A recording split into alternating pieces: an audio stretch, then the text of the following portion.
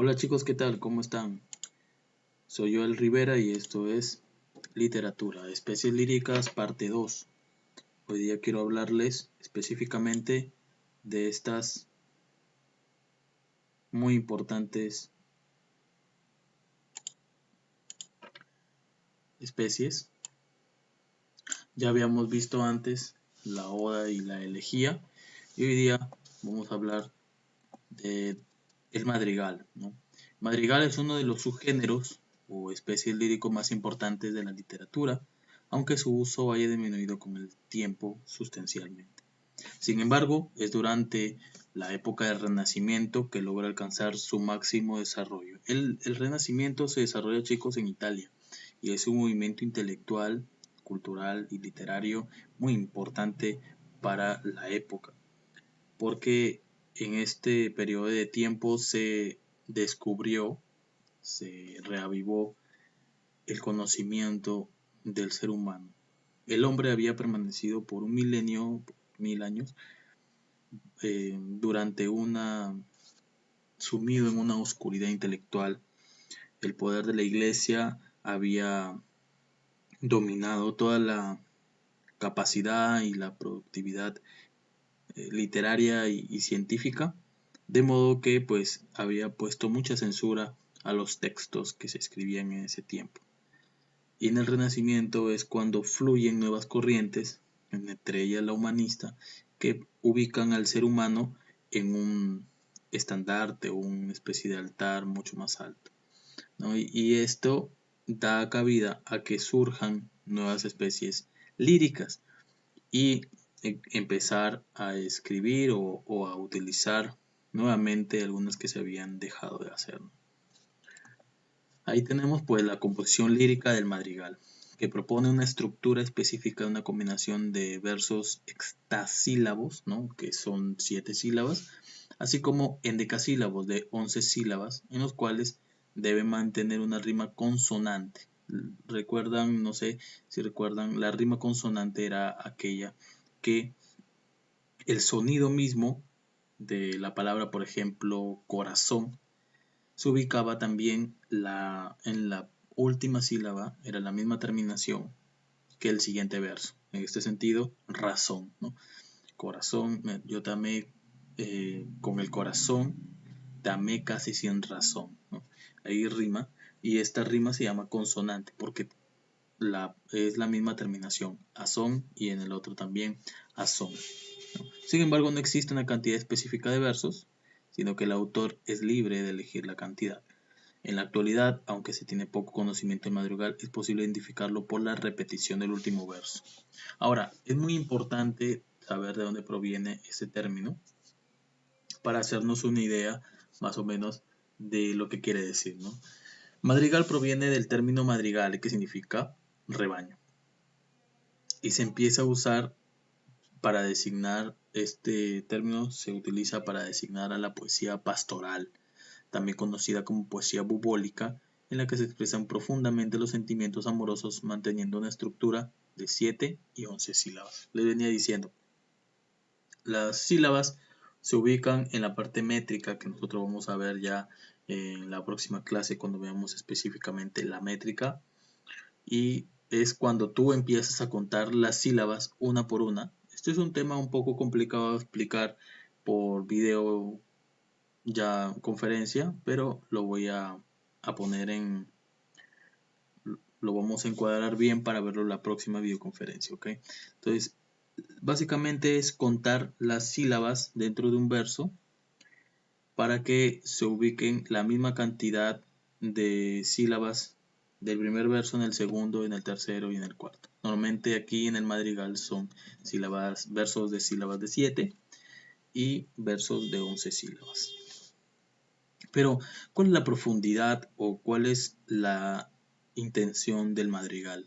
El madrigal es un canto al amor no correspondido.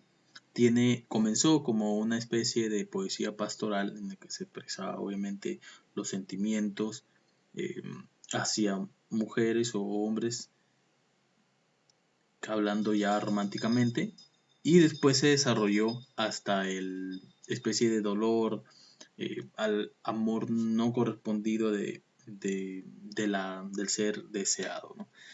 Entonces el madrigal se ocupa básicamente de exponer una relación, si se quiere, fracasada o de rompimiento, en el que uno de las dos deja de amar al otro y éste le escribe un poema para poder suplicar, podríamos decir, el regreso de la persona amada o al menos la reconsideración del daño que le está haciendo, ¿no?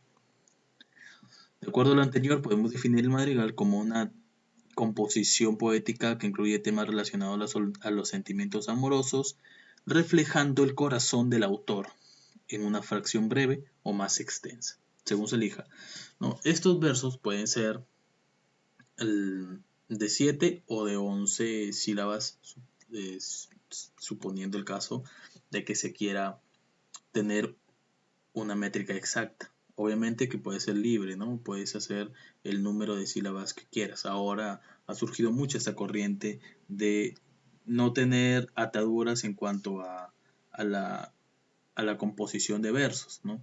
Se trata siempre de dar libertad más bien al poeta ahora que prohibirle es una especie de, o darle una especie de reglas y composiciones que debe cumplir a pie de la letra. Obviamente que esto, si es que el poeta no tiene el talento suficiente, pues haría un poquito medrar o mermar tal vez la composición. Ya no diría lo que él quiere decir, sino que más bien trataría de obligar al verso a rimar con el otro o a encajar perfectamente en el número de sílabas, haciendo perder un poquito la intención del autor, que es expresar un sentimiento, algo eh, que tiene pues guardado, ¿no? Entonces, el desarrollo y la evolución, incorporando la musicalidad, ha convertido el madrigal en algunos casos en canción, vinculando voces que cantan los versos. Obviamente la poesía pertenece al género lírico y este tenía antes una intención musical desde siempre. Por eso, bueno, les decía que viene la palabra lírico, viene del instrumento llamado lira, que ya veíamos la clase pasada, que era un instrumento parecido a la arpa, ¿no? Algo así, que evolucionó hasta ser más parecida a una guitarra y después a ser inclusive parte, ¿no? de muy parecido al escenógrafo, ¿no? Pero sin embargo, tenemos que tener en cuenta que desde siempre el madrigal o la poesía en general se ha ubicado a tener un instrumento detrás acompañando los versos, de manera que pues ahora se podría decir que es una canción, ¿no? Los versos rimando entre sí y con una especie de sonido armonioso de fondo, pues da toda la intención o la provocación de ser una canción. Los primeros madrigales que empiezan a desarrollarse mantenían una estructura sencilla y en su mayoría consistían en 2 o 3 versos, ¿no? Normalmente eran jocosos, amorosos, rápidos de leer, muy parecidos a lo que hoy se conoce como Cumanana aquí, ¿no? Que son estos versos cortos, estructura sencilla, que tratan básicamente de contar algo. La mayor parte de composiciones de este tipo, de las que se tiene referencias, son a 2 voces o con una voz superior que se caracteriza por una sólida argumentación, mientras que la segunda es una voz más sencilla. Muy parecido pues a una canción, ¿verdad? Tener ahí una especie de 2 voces que arman melodiosamente una estructura musical y bastante sonora. Entonces tenemos que pues son como el alto y el bajo dentro de una canción, ¿no? Con la creación y el desarrollo de tipos de composiciones como esta, aparecen en escena otros subgéneros que tomarían como referencia el madrigal para su exploración. De manera que hacia el siglo XV, que el madrigal empieza a desaparecer, y en el siglo XVI, el madrigal solo era aplicado a composiciones musicales de poemas de carácter profano, ante los que Petrarca resaltaba y que incluían 3 o 4 voces. Con este inicio se marca la reducción de su uso, creando cambios sustanciales en la esencia del madrigal que terminaron por evolucionar el subgénero. Petrarca utilizaba mucho y es considerado pues el padre de el soneto. Entonces dejó de usar madrigales para empezar a crear una composición un poco más compleja y así convertirse en dueño y señor del soneto. Entonces dejó un poco el madrigal, porque en su libro el romancero, él expresa pues eh, a través de los sonetos el, el tratar de conquistar a una mujer y después que ésta muere, pues tratar de expresar cuán triste él está, ¿no? Eso podría ser conocido como madrigal, ¿verdad? Sin embargo, él lo expresó a través de sonetos. El tema, pues el madrigal lleva por tema el amor, con frecuencia será el sentimiento amoroso del autor hacia alguna mujer que protagoniza la composición y es la fuente de inspiración para el escritor. Es así que el poema refleja los sentimientos de amor, admiración y contemplación de la mujer, elogiando su belleza y ubicándola como símbolo de perfección. El madrigal entonces es, es un canto al amor no correspondido, ¿no? Elogiando siempre la belleza y dándola a la mujer como un símbolo de perfección y expresando el daño que le ha causado el desamor de esta o tal vez el rechazo de, de este ser, ¿no? Que es en este caso la mujer. Y ahorita pues ahora es libre de composición, ¿no? Este tipo de composición lírica permite que el autor pueda elegir la extensión de su obra, madrigal, de forma que puede o bien terminarlo en una sola estrofa o bien desarrollar la idea en varias otras más. Sin embargo, debe mantener la composición en cuanto a las sílabas, que son en hectasílabos y endecasílabos, que son, bueno, 7 y 11 sílabos respectivamente. La expresión de los sentimientos. Este tipo de composición, la expresión de los sentimientos es la clave para la construcción de un madrigal. Obviamente que para todo género lírico se necesita del carácter emotivo y de este especie de desfogue de sentimientos que el poeta debe tener, ¿no? Inclusive el que lo lea pues tiene que hacerlo con la misma intensidad o parecido a la intensidad con la que pues ha sido evocado, con la profundidad del poeta. La musicalidad que ya les decía pues se vincula básicamente a la rima y aquí tenemos pues un poema pequeñito. Por tus ojos verdes yo me perdería, sirena de aquellas que Ulises, sagaz, amaba y temía. Por tus ojos verdes yo me perdería, por tus ojos verdes en lo que fugaz brilla, suele a veces la melancolía, por tus ojos verdes tan llenos de paz, misteriosos como la esperanza mía, por tus ojos verdes, conjuro eficaz, yo me salvaría, ¿no? El poeta mexicano Amado Nervo, un gran poeta. Y pues la égloga viene de el extracto, es un poema bubólico que presenta la vida rústica, es decir, la vida campestre. Cabe destacar que según la teoría literaria, el género bubólica es aquel que se centra en lo rural, por general teniendo como protagonistas pastores. Tenemos que tener en cuenta la diferencia.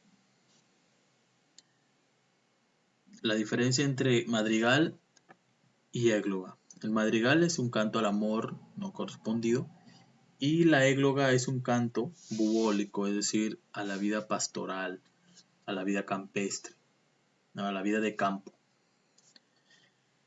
que es una especie de donde habitualmente se desarrollan diálogos.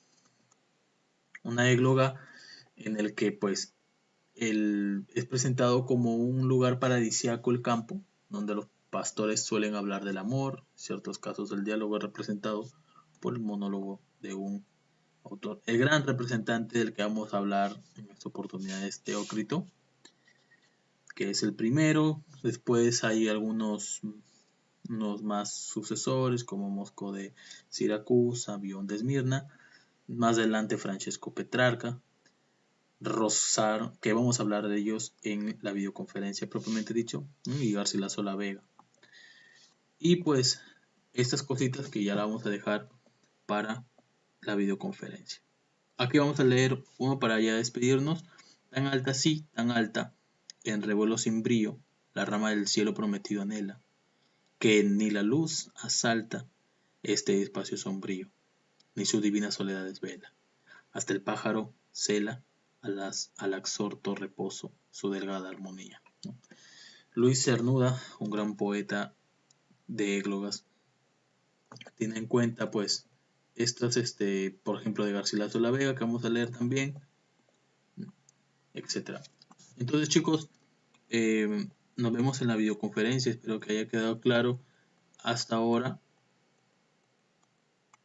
Y no se preocupen que este tema lo vamos a desarrollar en la videoconferencia juntos. Nos vemos, nos vemos en la videoconferencia.